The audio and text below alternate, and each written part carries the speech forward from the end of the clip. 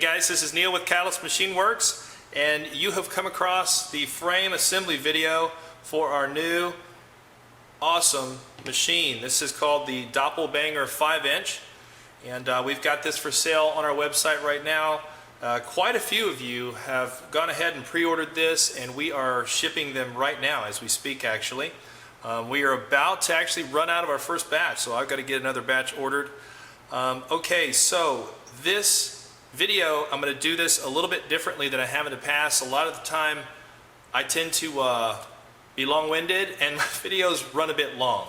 I do admit that. So I'm going to go through this quickly but efficiently, and I'm not actually going to physically on camera build up the frame itself. What I'm going to do is explain all the parts that you get in the kit, where all of the parts go, where all of the fasteners go into the frame, and basically everything else you need to know without physically building it on camera. I don't think there's really that much value to it because this is a really simple frame. It's really not complex, and once I explain it all, it'll be a cinch for you to put this thing together yourself.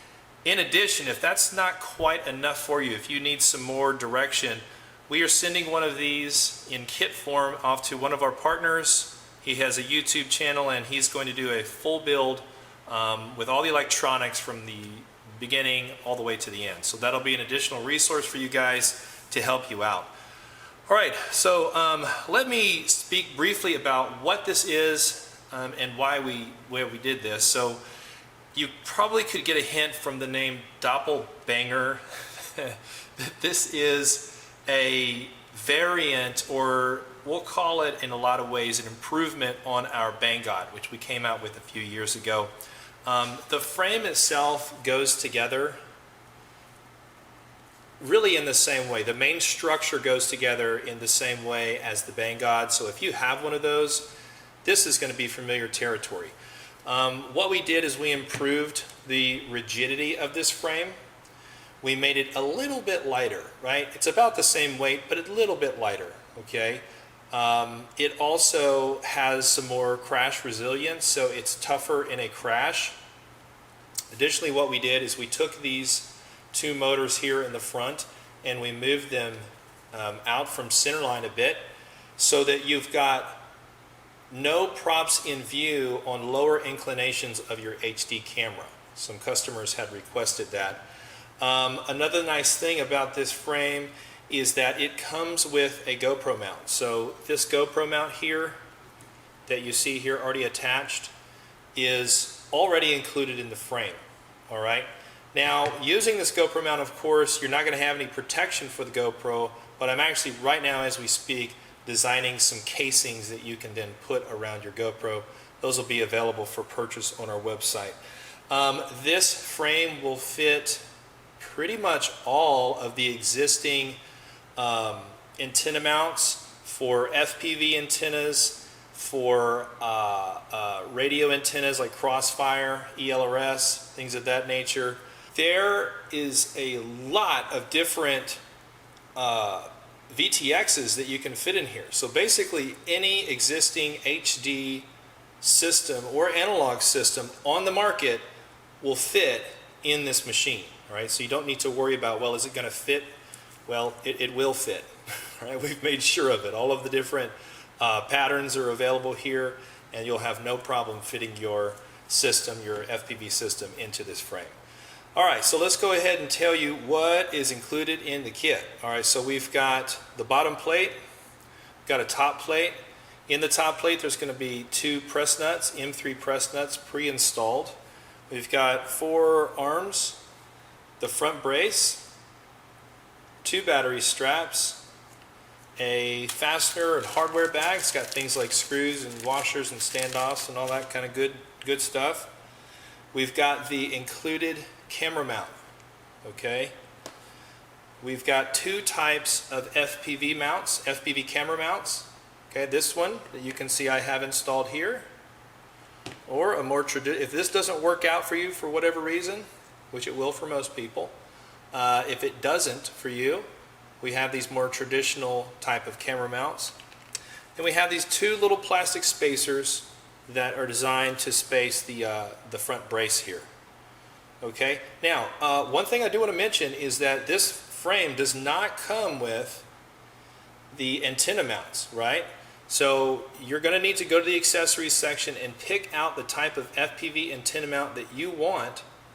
And then additionally, if you have something like Crossfire or some equivalent, you need to go find your mount for that as well. There's too many variants of FPV systems and different types of antennas and things for us to just include it in the kit. It doesn't work that way. We'd have to include like 5 different mounts, and then the price of the kit would go up and you'd be mad at me. And I don't want you guys mad at me. Okay, so those are all the pieces that are included, and let's go ahead and I'll explain the basics of how this thing goes together. All right, so let's get into it. Where does everything go? How does this thing go together? So let's just start with the bottom plate. You can see that the way that this thing works is that you've got the bottom plate and the arms sit on top of it. Okay, just like here. Let's see if we can get this in camera better. Okay, so here's the bottom plate here, and then the arms are sitting on top of it. Then you have these flanged standoffs. There's 1, 2. Okay, it's the same way for all 4 corners. Bottom plate, arm, flange standoffs. Obviously it's identical on the other side. Okay, I told you, this stuff is simple. It's not hard. You got this. Okay, I'm going to dump out all the stuff here. Okay, so that's how that works. The next thing is that you've got these standoffs that also attach to the bottom plate. Okay, these are 22 millimeter long standoffs. You got those in your kit. The next thing that you need to do is take this camera mount, assuming that you end up using this. Take 2 of your standoffs and you press them in these holes. Okay, so press them in these holes. Then this camera mount installs on the bottom plate with the front brace between the screw, right? So you've got the front brace, then you've got the bottom plate, then you've got this camera mount. And then you've got a screw that runs through all of those into that standoff that I just had you press into this piece. Let's talk about the fasteners that we're going to use in those locations. Okay, right here, the screw that goes through the front brace, through the bottom plate, and into the standoffs that are pressed into this part.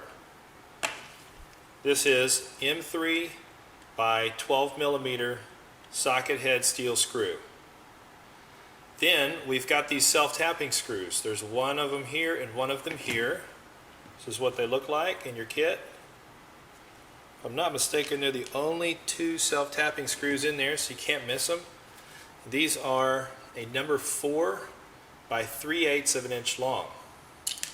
And they're just going to go into these little holes here on the bottom of your mount.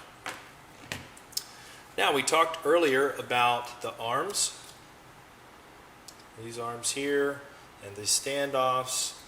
Well, the screws that go through here are M3 by 14 millimeter. And these are also steel. There's 8 of them. 1, 2, 3, 4, 5, 6, 7, 8. All right, so earlier we discussed these standoffs. The screws that run into these standoffs are black 7075 aluminum M3 by 8 millimeter. Okay, socket head screws. Now you have to ignore the situation that I've got going on here because this is an accessory part. But if you were not using this, then the screw is simply just going to go through the carbon and into these standoffs. And that's why we provide this length of screw. Going to discuss the front brace and how it attaches to the ends of the arm. and then also the motor screws that are included in your kit. So let's start with the front brace. The way that this works is that this carbon brace is running through like this. Then you've got this little plastic spacer. You can see it here. Then you've got your arm and your motor. These two screws, these are steel. These are M3 by 14 millimeter, I think. Yeah. Okay, right. M3 by 14 millimeter socket head screw. They run through all of that stuff and then into the threaded portion of your motor base. Okay, that's in two spots there. Then the other screws, right here and here, these are just M3, more of those M3 by 8 millimeter aircraft grade aluminum black screws. Okay, obviously it's the same on both sides. You might ask yourself, well, Neil, why are we not using steel here too? The reason for that is you don't need to. Okay, there's enough of the interface of this structural member into here, into this arm. You want that to be as strong as it possibly can be. So steel is a good decision for that material. But these are in many ways just sort of along for the ride. You could probably do fine without even having these installed. So having a lighter weight screw here, and aluminum is a quarter of the weight of steel, having these aluminum screws here is a better decision, in our opinion. Okay, so let's go to the back. What we've got here are 4 of the M3 by 8 millimeter aluminum screws. Okay, you don't need these to be steel. If you get 4 of these aluminum screws in here, you're not tearing the motor off. It's not going to happen. We've been using these aluminum screws with racing craft for a long time, and you can do this thing on the same thing on a freestyle frame. I talked about this mount, but I did not discuss the screws that are used to hold your camera into this mount. They are right here. They come in your kit. These are M2 by 5 millimeter, and we've got little M2 washers. I want you to use these washers in the bores of this mount, and then you can choose, depending on the kind of camera you've got, you choose, let's see if I can get this, there we go. You choose which of these holes, and there's 3 to choose from, which you want to use. Different cameras have different geometries and different lens lengths, meaning that you're going to have to choose which you want to use. Most cameras these days have a shorter lens. Manufacturers have finally figured out that's the way to go. And so this hole right here at the top is probably going to be working for you. Now, I mentioned that this frame is going to hold any variant of FPV system on the market today, with one caveat.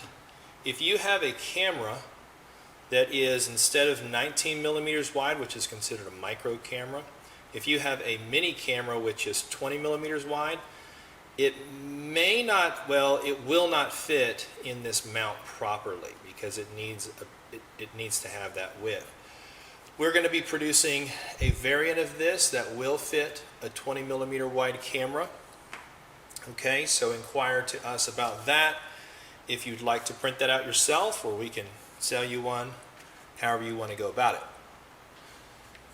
This next part I want to discuss, I decided to go ahead and actually install them into the frame because I've got different stack hardware that we happen to use on this prototype.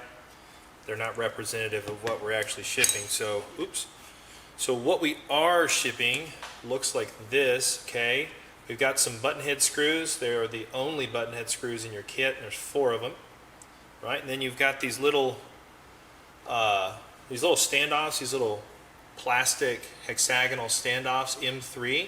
There's 8 of those. And the way that these work is you put your screws through the bottom plate, and then put the standoffs, screw them down like this, and then you want to put your ESC.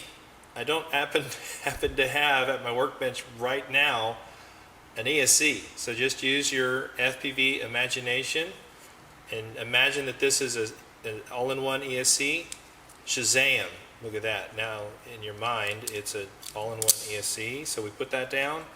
Then the next thing we do is take these little standoffs here and run these down in all four corners.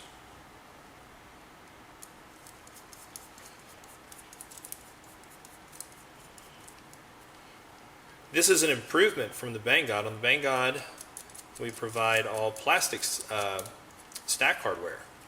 And so now we've got steel screws, which was a customer request. Many customers requested that. Okay, now that you've got it looking like this, you can put in your flight controller. Look at this. We have an ancient KISS flight controller from the beginnings of FPV Universe. We'll put that on there. Okay, now in the kit we have some stainless steel M3 nylock nuts. You want to put a nylock nut in all four corners.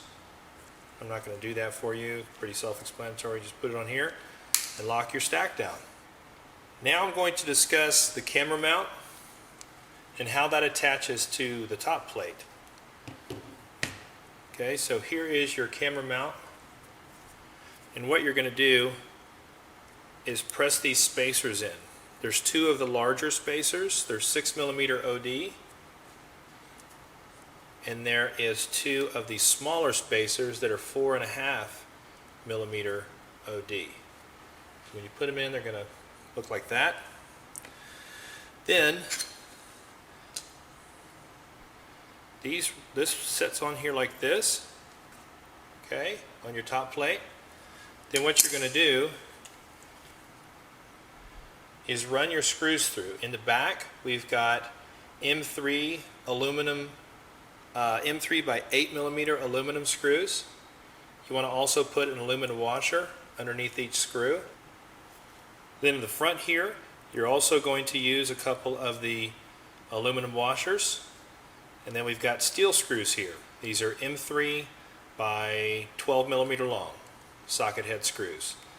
Then you have an M5 screw that comes in your kit. This is a socket head M5 by 20mm long.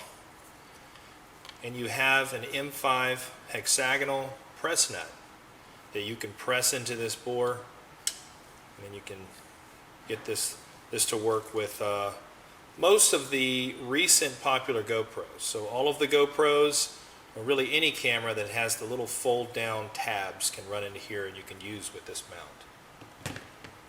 Also on this top plate, as you can see right here, you've got a grommet.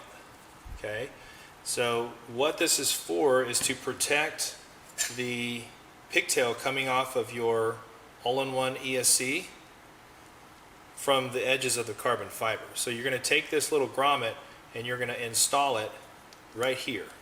And this is what it's going to look like when you're done. Okay, and then obviously the length of your pigtail is going to be up to you. Some people like it short, some people like it really long. That's just a personal preference how you want to go about that. All right, let's talk about the other screws on the top plate. We've got these here. These are M3 by 8mm steel screws that run through the top plate and into these flange standoffs here. There are 8 of those. Then you've got some more of these M3 by 8mm long aluminum screws right here. And if I'm not mistaken, that pretty much sums up the frame in a nutshell. Obviously you've got two of these Velcro straps. Pretty self-explanatory how these work. You're going to run it through these slots here, around the front of your battery, and the other strap is going to go through these slots here, around the rear of your battery. Okay, so that is the Dopplebanger. If you have any questions, you need any help, feel free to email us at support@catalystmachineworks.com or info@catalystmachineworks.com, and we will get your question answered ASAP.